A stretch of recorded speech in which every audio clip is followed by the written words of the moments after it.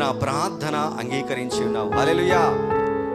తన సన్నిధిలో నుండి దూరంగా పారిపోతున్న యోనా, తనతో ప్రయాణించే బిడ్డలు తనను ఎత్తి సముద్రంలో పడవేసిన సమయంలో, తనకు ప్రాణహాని కలుగుతున్న సమయంలో తను దేవునికి ప్రార్థించినప్పుడు సముద్ర గర్భములో ఉన్నటువంటి తిమింగలానికి దేవుడు ఆజ్ఞ ఇచ్చి, నా బిడ్డ కష్ట సమయంలో ఉన్నాడు, తన ప్రాణాయపు స్థితిలో ఉన్నాడు, నువ్వు వెళ్ళి తను చేరవలసిన స్థానానికి తనను చేర్చు అని ఎప్పుడైతే ఆ తిమింగలానికి ఆజ్ఞ ఇచ్చాడో 3 దినాల పాటు ప్రయాణం చేసి తను ఉపవాసం ఉంది, యోనా కూడా ఉపవాసం ఉన్నాడు, తను వెళ్ళవలసినట్టు స్థానానికి వెళ్ళాడు.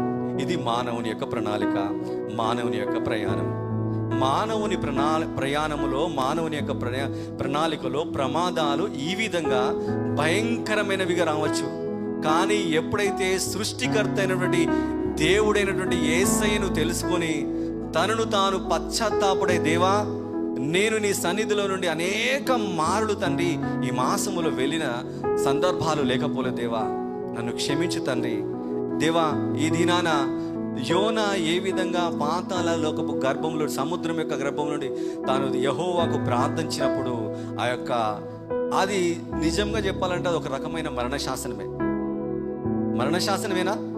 తను మరణాపై స్థితిలో ఉన్నాడు, తనకు తానే ఒక శాసనాన్ని సృష్టించుకున్న సమయంలో సైతం యోనాను రక్షించవాలని తండ్రి అనేటి యెహోవా దేవుడు ఒక మత్స్యమును, తిమింగలాన్ని పంపించి తనను రక్షించాడు.